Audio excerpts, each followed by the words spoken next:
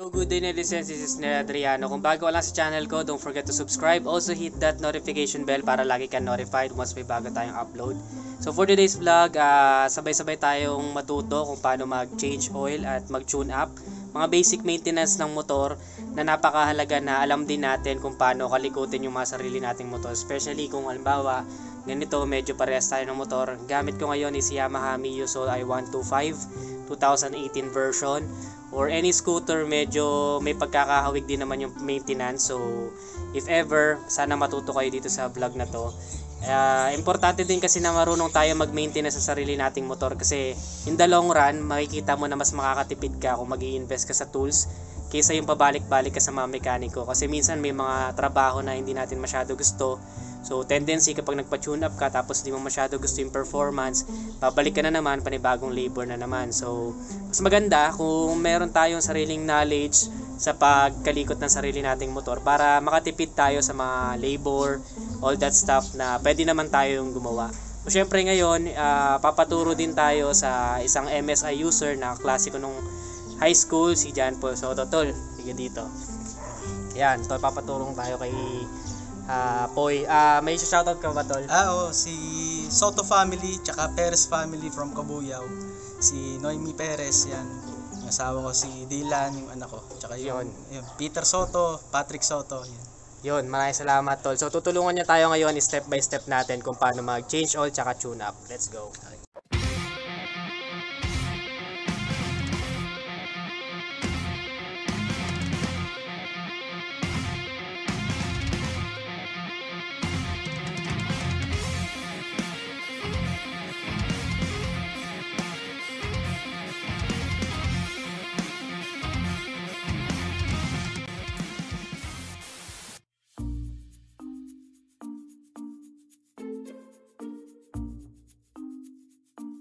Sa mga maraming katanungan sa akin anong oil yung ginagamit. So yung iba kasi synthetic, yung iba semi-synthetic. Depende yan sa inyo or sa owner kung ano yung feel nila na magandang performance.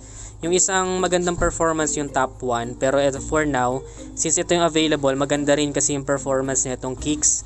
So 800 ml or 0.8 liters na semi-synthetic for scooter. Ito yung gagamitin natin ngayon. Maganda rin ang performance nito, and this is not sponsored, personal use. So papakaramdaman din natin after kung kamusta ba yung performance nito. And of course, re-ready natin yung mga tools pag magano muna tayo mag-change oil. So ganito lang kasimple yung kailangan na tools para makapag-change oil tayo ng MSI. So syempre kailangan natin ng lalagyan ng langis, yung mga natira doon sa loob, dito natin ilalagay yung madudumi. May hand tool tayo, tapos mayroong socket na 17mm. Tapos may extension tsaka embudo. Dito natin isasalin yung langis para walang mga tapon. So simulan natin, buksan muna natin yung pinakalalagyan ng langis. Motor, meron ditong bukasan.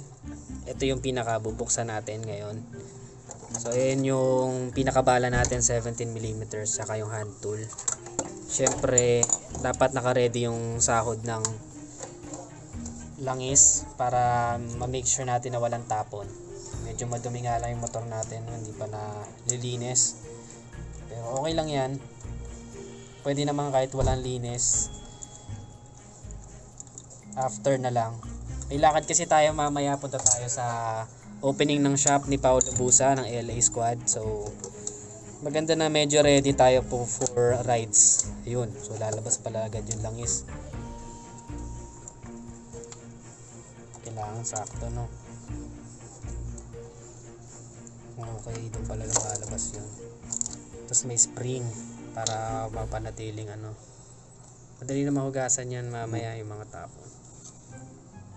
May filter, parang filter siya, no? Filter yung mga tagasala nung ano. Yung langis-langis doon. Parang bitin yung ano natin, no? Dahil langis.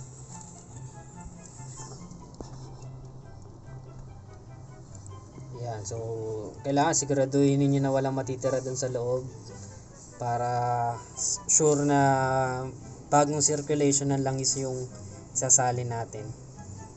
O dyan lang pala binubuksan nyo, kitang kita naman Yung iba kasi sa ilalim na ilalim. So, medyo mahirap dukutin. So, ayan guys, kung makikita ninyo, 12,377 yung natatakbo ng motor ko. 11,000 I think nung nagpa-change oil ako ng huli.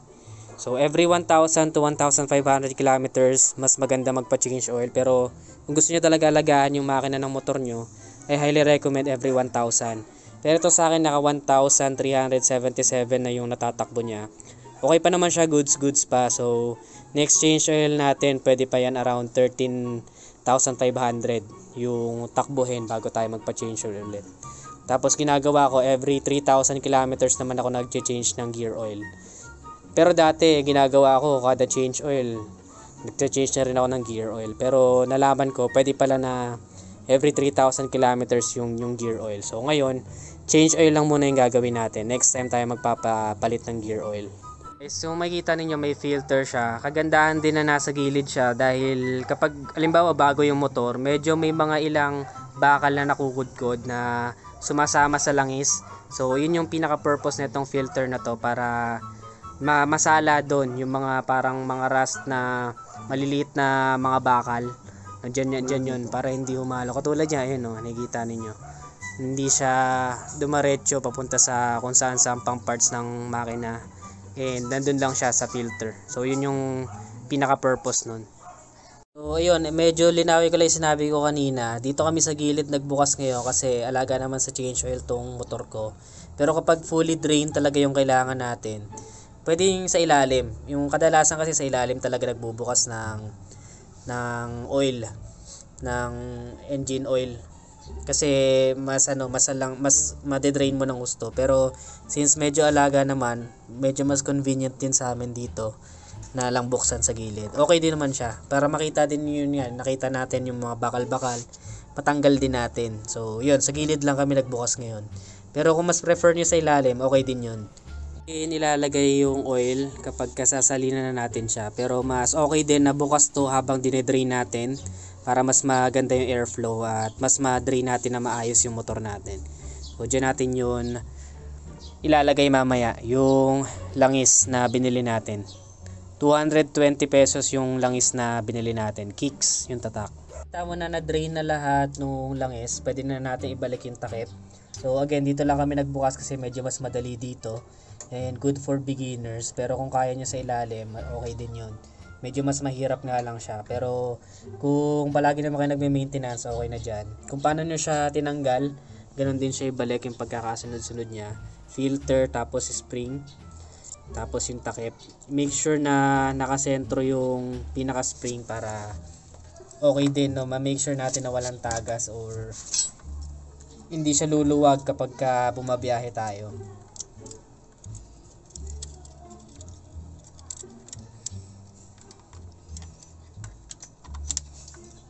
Kaya pag kumagat na dyan, tsaka natin sisikipan.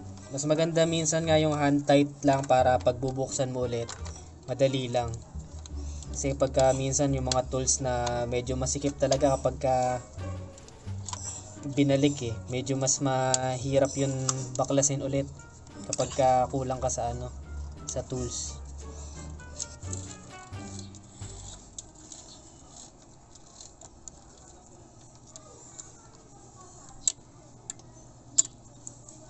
Yung saktong sikip lang para hindi naman ma-lost thread yung motor natin.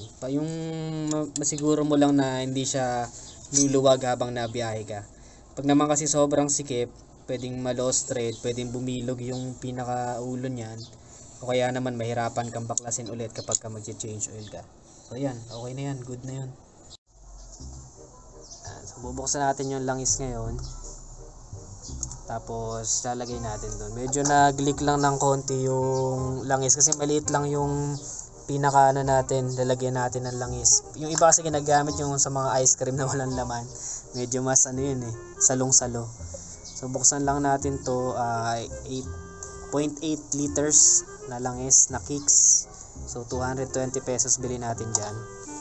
Lalagyan natin ng embudo, funnel. Kumbaga sa ML funnel. Paasan lang natin.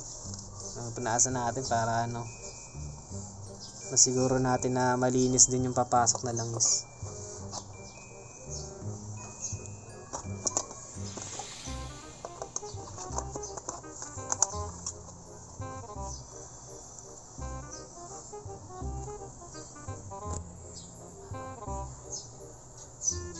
Kita mo ba? Matapon.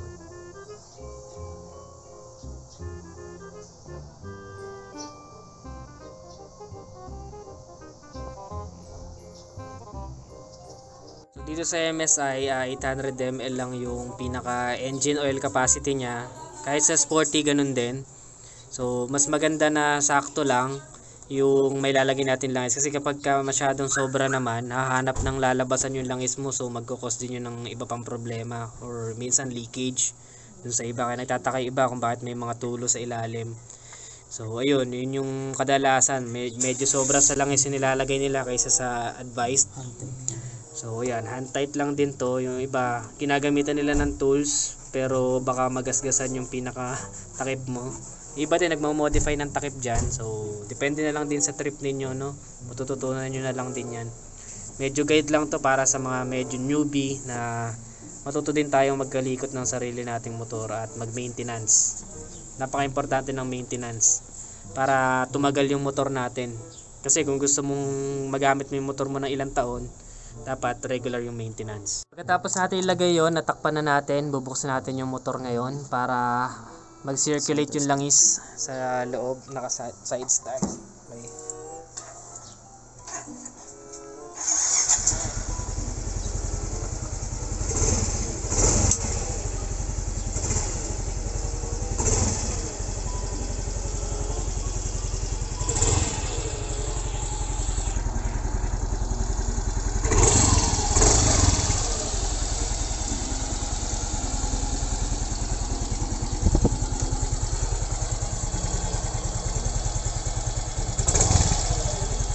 Rev nyo lang para mag-circulate.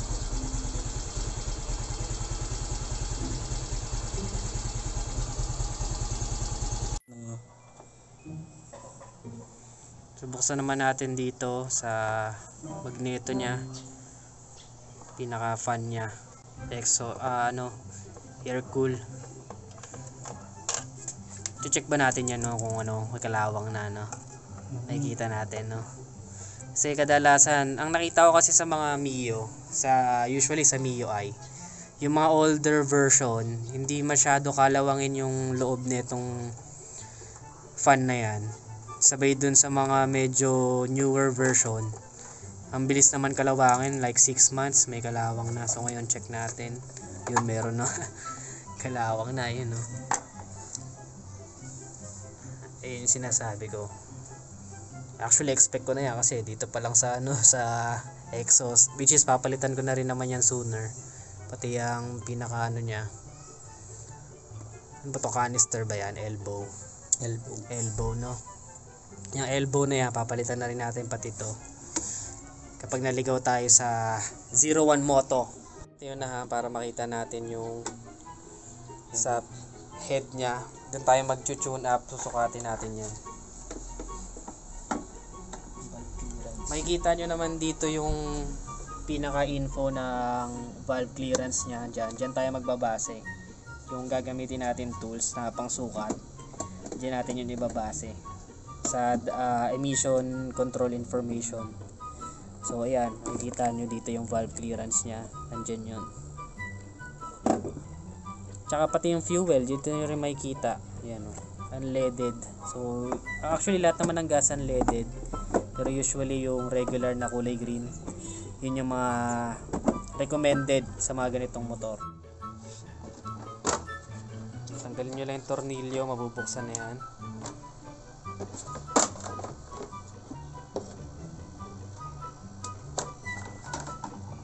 Ayan, so ito yung pinakabubuksan natin. Diyan tayo mag-tune up ngayon. Ayan, maganda rin ang makita niya para mapunas-punasan, no? May mga gagamba na. May mga sapot na, may mga agiw na. So para malinis din natin. Gagamit tayo ng socket ng 10mm para matanggal yung nuts sa head. parang medyo mainit pa. Palamig-lamigin Medyo muna. palamigin muna natin para Oo. yung ipin ng tornilyo is hindi malambot yan pag mainit. Palamigin lang natin konti. Ang sasabihin mo dyan, dito sa hose, ang unang tatanggalin sa hose, naka-clip lang yan. Tanggalin lang sa clip. Sige, yan na, naka-video na tayo. Ikaw na mag-explain yan. Naka-clip Tanggalin lang yan. Tapos Tanggalin lang yung clip. tanggalin lang muna yung hose. Tapos gagamit tayo ng 10mm na wrench, T-wrench. Yan, Para buksan to. para buksan.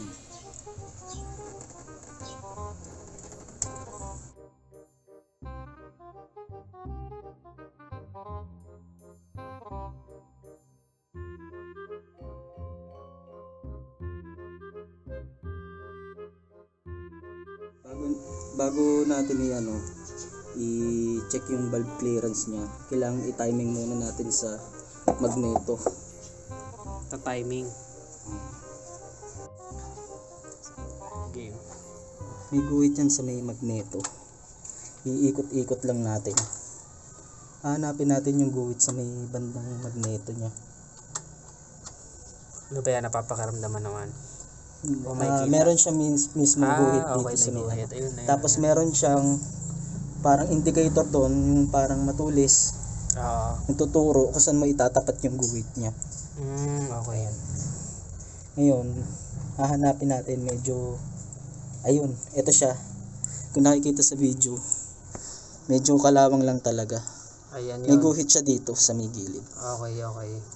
Parang gatla. Ngayon, ikot muna natin ng isang ulit para timing talaga yung kasi naikot ko nung Sobra pabaliktad. kanina. Oo, pabaliktad. Sanapin ulit natin.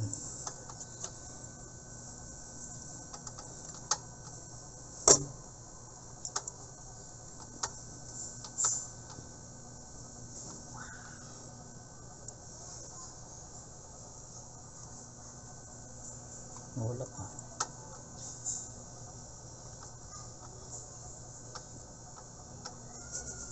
Wala. Ito yata yan.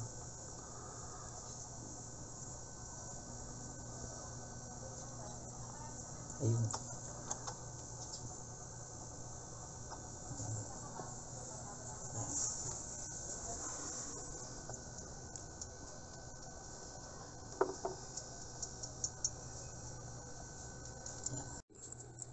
Mapapansin natin sa una, pag hindi siya naka-timing, hindi nagalaw tong valve clearance. yan, Medyo Bali ngayon, na-timing na natin, gumagalaw siya. Dapat gumagalaw siya. Naka-timing yung chain niya sa valve clearance. Ngayon, susukatin naman natin. Gumagalaw na. Oo, susukatin naman natin yung una is yung intake, then sunod natin yung exhaust. Okay. Ang reading natin sa valve clearance sa intake is 0.06, nakalagay naman sa compartment natin yan. Yun, doon natin titignan ng 0.06. Kasi gamit tayo ng tools. Na feeler gauge. Feeler gauge.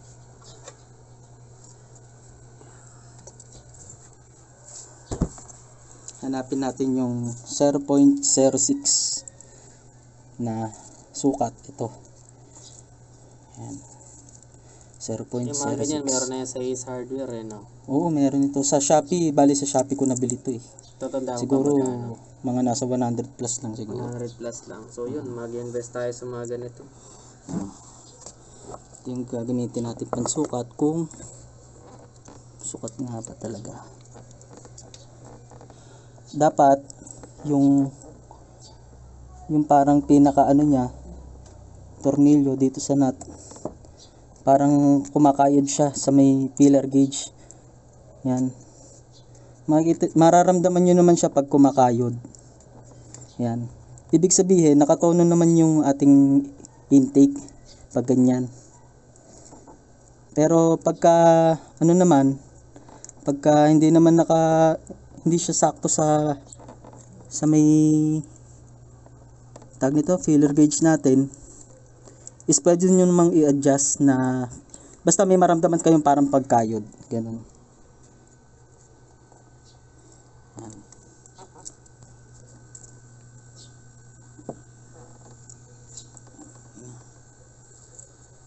Tapos sa exhaust naman tayo.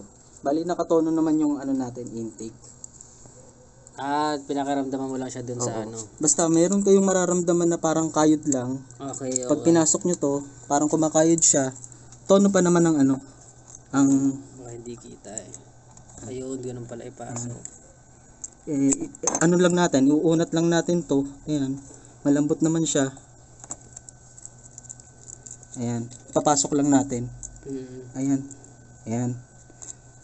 Pag kumakayod naman siya dun sa may sukat natin na 0.06, okay siya. Okay. Yun pala yun. Patingin ako nung pinaka ano. Ayan, sige. Try mo din, Leo. Saan ko ano? Ayan, dito sa may pinakababa. Dito. Ayan. Papasok mo lang siya dyan. Ayan. Tapos, paano ko mararamdaman? Pag pumasok siya tapos parang kumakayod, is okay yun, tono yun.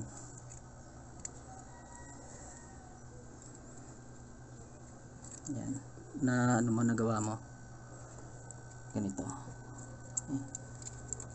Ayan, dito. Ayan o. Papasok mo lang siya. Ayan, kumakayod. Okay, lumulusot. Tapos Lumulusot siya. lusot siya. Okay. Oo. All throughout yun pala. Okay. Ibig sabihin, sukat siya sa 0.06. Okay. Kailangan lumusot yun. Yun pala yun. Okay. Gets. Kaya nagets nyo ba? Comment down below. Tapos ba 0.23. 0.23. 2018 model to ha. 2018 model. Kasi Kasi sa differ no? Dun sa iyo yata 2017. ano 0.018 yung sa ano eh. Kalahin mo pati pa sa valve clearance nagbabago. Hindi pa namin na check. Parehas kaming MSI, Miosol i125. 2017 yung kanya, 2018 yung akin. Pero magkaiba nang nakalagay din sa valve clearance sa exhaust. Hindi siya pumapasok. Try natin yung 0.18 na Baka mamaya sa sticker lang pala iba Oo.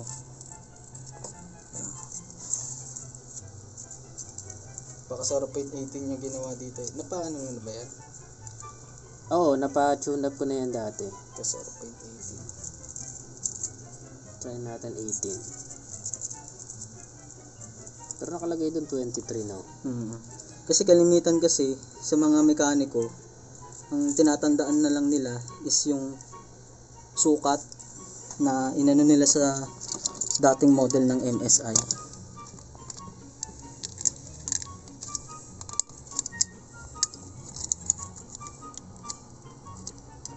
Palit tayo dito. Dito ka. Rolling.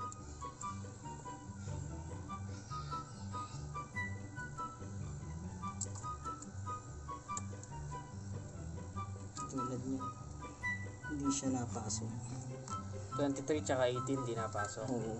Ano susundin natin? 23 na. Bali yung 0.23 ang susundin natin Kasi kasi yung nakalagay din. ayun yung nakalagay sa compartment. Yung pala yun. Tinalang chinek natin, nakita ko na yung hindi pala nakatono yung exhaust.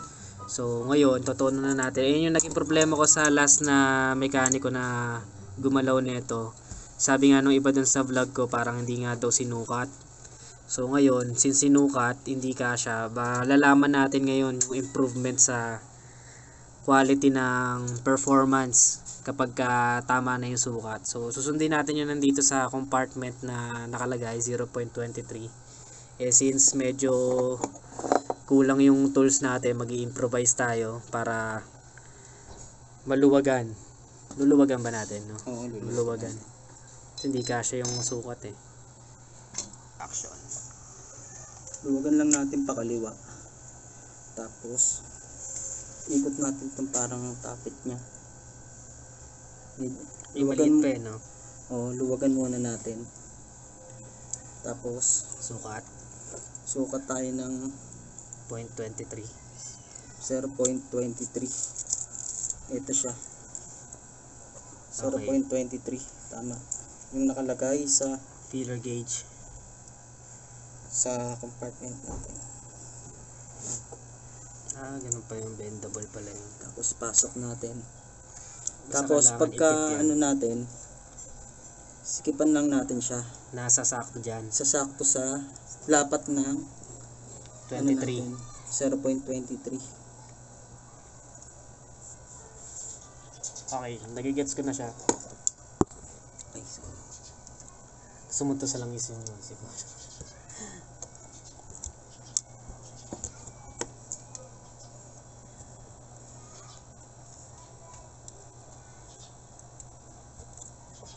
Yun lang pala yun. Buruin mo, kung newbie ka, di ba? Di mo naiintindihan yung mga ganyan. At least kahit pa paano, nalalaman natin. Kaya naman palang tayo lang mag tune up. Hindi naman kailangan palagi nag-tune up, pero maigi na kung alam mong gawin, nasusukat mo para alam mo kung tama pa ba yung tono ng motor mo. Yan. Pag naramdaman nating lumapat na, yung lumalapat siya sa sukat na nilagay natin, Sisikipan mo na. sisikipan na natin. Basta kailangan lumulusot yun, nakakapaglaro-laro na lumulusot yun. No? Yung nagpe-play siya. Okay.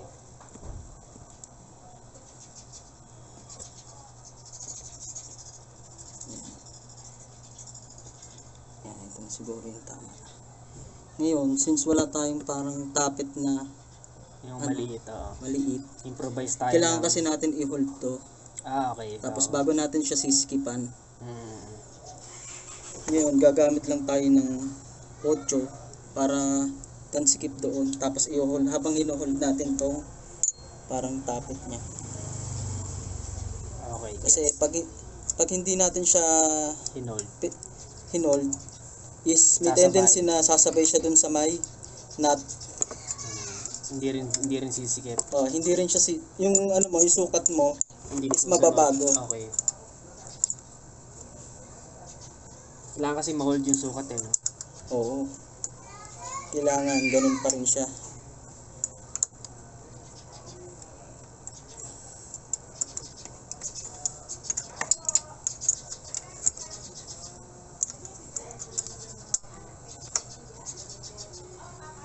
Okay. Solid.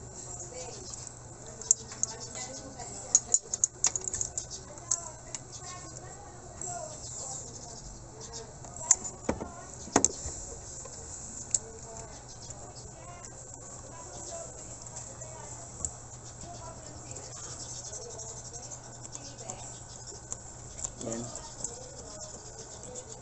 Bali, sumasayad na naman siya dun sa may ano.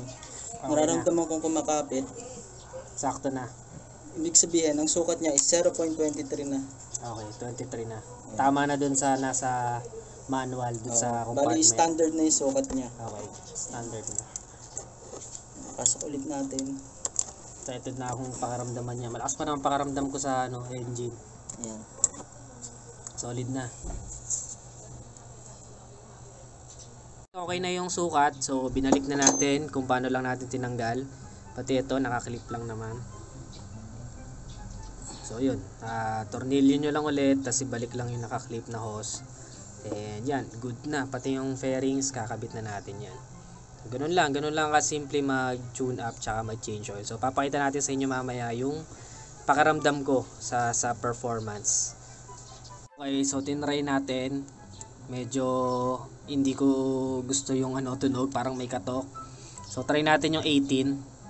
No, kasi 18 yung kanya sa MSI niya So, try natin kung alin yung mas smooth.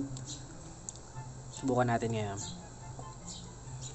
Same process lang. Tatry naman natin ngayon yung 0.18 kasi yun yung nasa MSI niya. Magkaiba sa sticker di natin alam kung bakit. Pero tatry natin. Napapakaramdaman naman yan kung ano yung mas smooth. Try natin yung 18 ngayon. So, pinalitan namin, ginawa namin 0.18 yung nakasulat sa MSI niya kasi 18. So, nawala na yung Logitech. Ayan smooth no. Solid. Ganda na, smooth na. So 18 nga ang nag-work sa akin, 0.18 sa exhaust na valve clearance niya, 18 sa ibaba. Pero nakalagay dito sa compartment is 23. Ayan o, nakalagay 23 to 27. Cold. Wala, malamig siya. Malamig naman kanina pero medyo maluwag. So tinry namin yung 18 kasi 18 yung sa kanya, MSI din. Mas nagustuhan namin. So yun na lang din yung sinunod namin. Napapansin nyo yung last vlog ko nga, yung mekaniko hindi na siya gumamit ng feeler gauge na ganito. Tantiometer na lang ginamit eh. So okay na yon, may guide pa rin naman, pero mas gusto ko yung takbo nito. So yun na lang yung sinunod namin.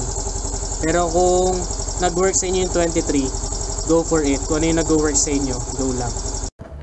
So yun guys, i-testing na natin tong motor patapos na i-tune up, i-change oil. Papakita ko sa inyo yung kahalagahan ng kickstart since marami nagtatanong. 2 years na tong motor ko. Na-discarga to siguro nung lockdown. Kapag ka mahina na yung battery, ganito mangyayari. On natin. Yan o. Diba ayaw? O ayaw niya mag-start. So ngayon, dyan na ngayon papasok yung kahalagahan ng kickstart. Kasi pwede ko pa rin siyang mapaandar. O, open na siya. Pwede ko pa rin siya mapaandar kahit na wala na or mahina na karga ng baterya. Mapapaandar ko pa din yung motor. Kasi kung imaginein mo, maabutan ka sa mga lugar na medyo liblib. Tapos nawalan na ng karga yung baterya mo, tapos walang kickstart yung motor, paano mo ngayon siya i-drive, diba? So yun yung kahalagahan ng kickstart sa mga nagtatanong. And iba-vlog ko na lang din yung pagpapalit ko ng baterya para makita ninyo kung anong klaseng baterya ipapalit ko, and ano yung mga recommended na baterya, and kung magkano. So ngayon, bali papakaramdaman ko lang performance ng MSI na bagong change oil. Usually mararamdaman mo talaga yung difference sa motor. Naabutan tayo ng ulan eh, no? Maabutan mo talaga yung difference ng takbo ng motor kapag ka una na-empty yung gas mo, tapos kakapa full tank mo lang, mararamdaman mo sobrang smooth ng engine. Pangalawa, pag bagong change oil ka, yun yung pangatlo nga, yung tune up, kung nagpa-tune up ka rin. So base sa aking pakaramdam, mas maganda na yung yung condition ng makina ko, no? So papainit-initin lang muna natin, drive tayong konti para malaman natin kung solid ba. Pero so far ayan, no, unang hatak pa lang solid na yung niya. Solid na yung takbo niya. Nakaulan pa.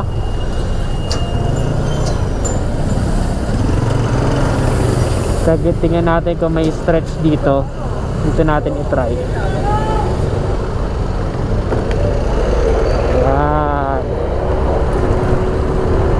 Yun, sobrang smooth. Kapag nag-twist ka ng throttle, halos parang wala ka nang maramdaman na kahit anong sabit or lumalaban yung makina na nahihirapan. Yan yung pinaka benefits, no, kapag ka nagpa-tune up and change oil ka. Napaka smooth, and nasa klase din ng gasolina, of course. Yung nakakarga sa akin dito is XCS ng Petron, napaka smooth nun, nung kulay pula. Lalo pa siguro kapag naka-blaze to. Usually kaparga ako ng blaze kapag malapit na ako magpa-change oil, kasi parang nakikiclean niya yung erosion ng makina. So parang mas nagiging smooth din yung takbo. So yun, that's the time na nagpapakarga ako ng blaze. Yung blaze is yung kulay blue sa Petron, yung XCS naman is kulay red. Pero kung babasahin niyo yung manual, yung kulay green lang na unleaded na regular is okay na, no? Advisable na rin siya para sa mga ganitong compression ratio na motor. Pero yun lang, ako nagsa-cycle ako or nagpapalit-palit ako dahil gusto ko rin yung napapakaramdaman ko yung changes sa motor ko. Masaya akong maramdaman yun. Kagaya ngayon, simpleng tune up tsaka change oil, naramdaman natin na mas nag-smooth yung makina. So nag-stick na tayo doon sa 80.18 millimeters, 0.18 yata, 0.018 millimeters yung sa exhaust nung sa tune up. Kasi yung 23 is masyadong maluwag, no? Daman-daman mo na kumakalampag yung makina. So nag-stick tayo dun sa medyo mas masikip na 18, since dun sa Mio Soul i125 ni Poy, yung tumulong sa atin na classmate ko nung high school, 18 daw yung sa MSA niya. So sinunod na rin natin para mas solid. So ayun guys, sana natutunan nyo yung basic maintenance para sa mga motor ninyo kahit papano, na kayo na lang yung mag-maintenance ng motor ninyo, kasi laking tipid nun. Kagaya nyan kanina, hindi namin nagustuhan yung una naming tune up, madali lang ulit baklasin at i-set up sa gusto naming tune up. Kasi yung ibang mekaniko tensiometer lang ginagamit, at least yung kanina may feeler gauge, no? So nalaman natin kung anong sukat yung mas trip natin, and okay siya.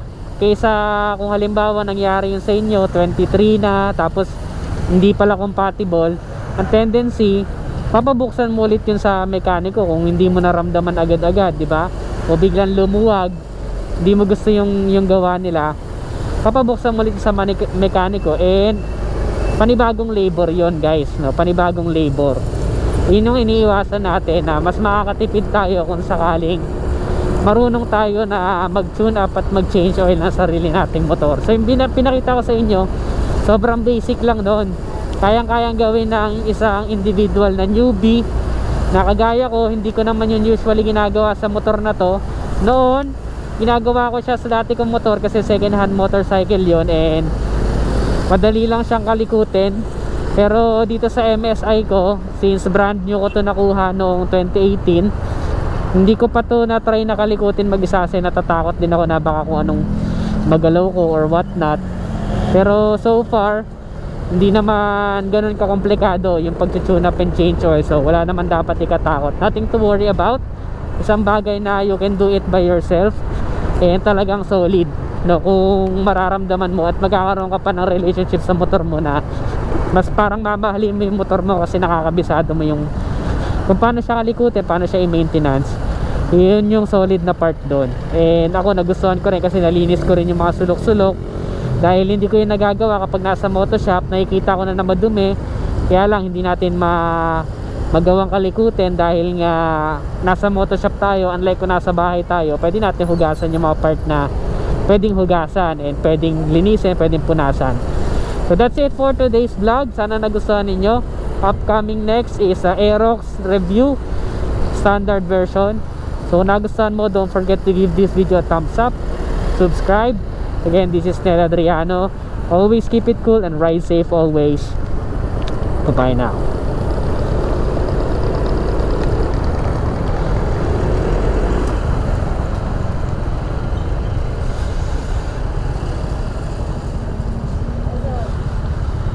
Pwede ba dito ang park?